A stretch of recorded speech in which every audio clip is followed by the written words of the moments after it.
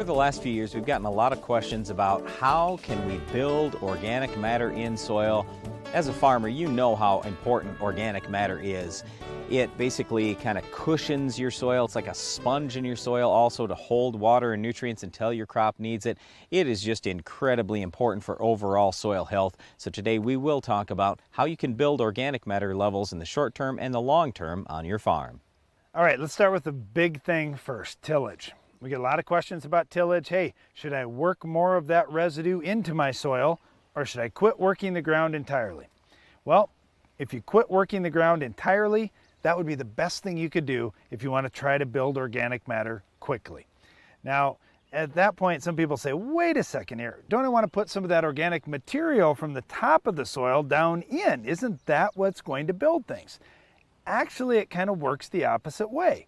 If you start working the ground and putting more of that organic material off the top of the ground in, you're actually putting a whole bunch of oxygen down into the soil too. And it really is like adding fuel to the fire, and it starts burning it up quicker. So sometimes people will say, well, I hadn't done tillage for a while, then I did some full-scale tillage and it really improved my yields.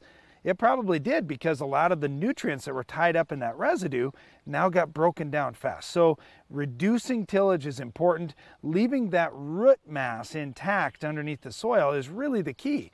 When you think about a big tall corn plant, about half of the plant material is above the surface and about half is below. And if you leave it untilled, that's where you can really build organic matter. Okay, so reducing tillage, you don't necessarily have to go no-till, but reducing tillage is important. The next thing is, Darren just mentioned corn and its roots. I want you to think about every plant you could possibly raise in your farm and what Darren just said. Half of all the plant mass is going to be above ground, half is below ground. So what's the biggest plant above ground? Well, for most people, that's probably corn. So that plant is going to have the most roots. If you want to build organic matter faster in the short term, and really in the long term, you should plant crops with lots of roots.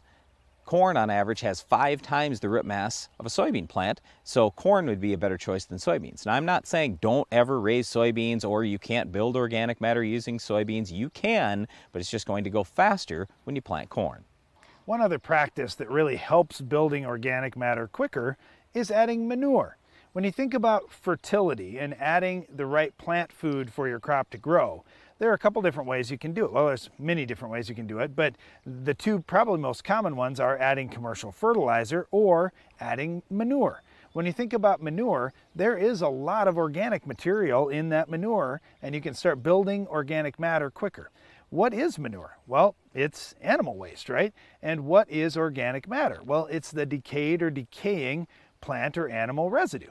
So as you're adding manure out to the field, normally we're putting on multiple tons per acre, and that's a good way to quickly build up organic matter levels out in your soils. Another practice that's really caught on here in just the last few years has been the use of cover crops.